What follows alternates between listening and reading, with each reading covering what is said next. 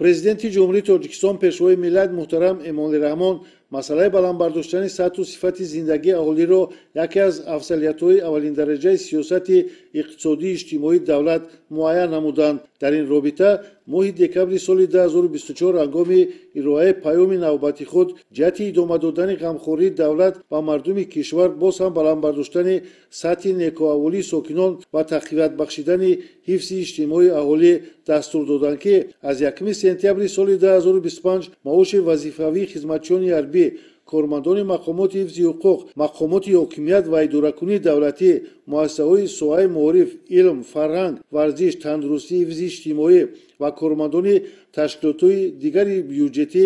инчунин стипендия ва нафақа зиёд карда шавад. дар ин раванд 8 феврали соли ҷорӣ фармони президенти ҷумҳурии Тоҷикистон дар бораи тадбирҳои тақвиятбахшидани сатҳи ҳифзи иҷтимоии аҳолӣ, зиёд намудани маоши амалкунандаи вазифавии хизматчиёни давлатӣ, кормандони ташкилотҳои бюҷетӣ, андозаи нафақа ва стипендия ба тавсиб расид.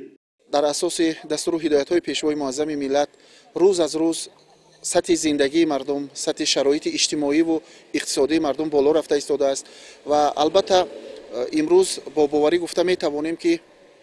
дар асоси ҳидоятҳои пешвои муаззами миллат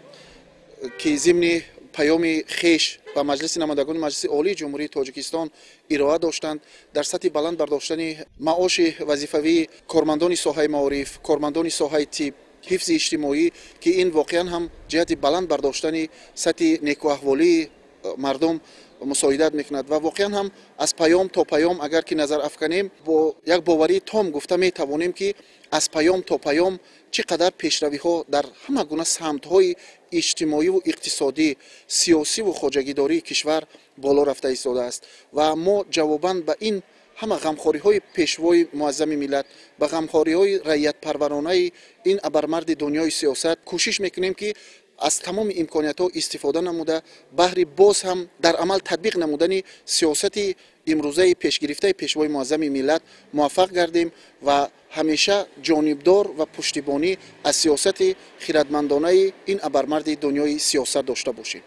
бо таваҷҷӯҳ ба маблағгузории соҳаи маориф ва дастгирии иҷтимоии кормандони ин соҳа тибқи фармони мазкур маоши вазифавии кормандони муассисаҳои томактабӣ ва таҳсилоти миёнаи умумии соҳаи маориф 30% зиёд мегардад. маоши вазифавии кормандони дигар муассисаҳои соҳаи маориф аз ҷумла муассисаҳои таҳсилоти ибтидоӣ, миёна ва олии касбӣ, мактабҳои махсуси варзишӣ, донишкадаю марказҳои такмили ихтисос ва дигар муассисаҳои соҳаи маориф ва муассисаҳои илмӣ ба андозаи 20% зиёд карда мешавад. дар ҳар як паёми президенти мамлакат ва пешвои муаззами миллат дигаргуниҳо ба чашм мерасанд. бахусус зиёд шудани маоши кормандони соҳаи маориф ки ин моро водор месозад ки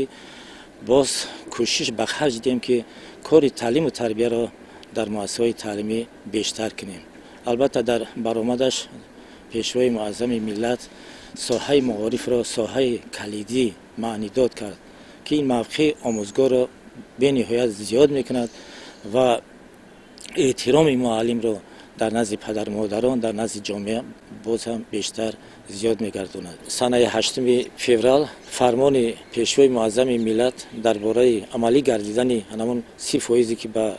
омӯзгорон пешниҳод шудааст, яъне аз 1 сентябр ин амалӣ мегардад. албатта водор мекунад ки мо саҳм гузорем дар соҳаи илму маориф ва таълиму тарбияи фарзандон.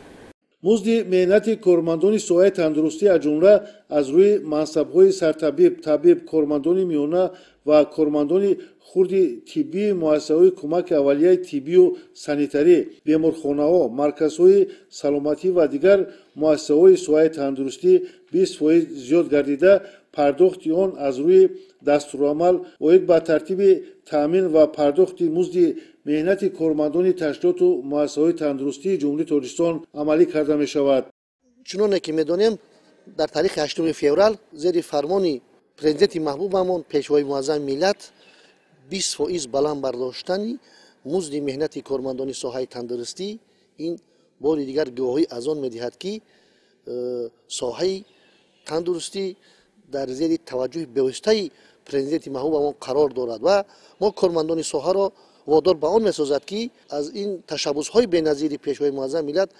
بهره گیریم و سطح و صفت خدمت‌رسانی خود را بر ملت خود بیش از بیش و صافدلانه اجرا نماییم. در اساس فرمان مذکور معاش وظیفوی کارمندان دیگر مؤسسات و تشکیلات نیز از حساب بودجه دولتی مبلغ گذاری می شود به اندازه 20% زیاد می گردد. مبلغ گذاری معاش زیاد شده پورا از حساب مبلغ های بودجه دولتی تامین کرده می شود.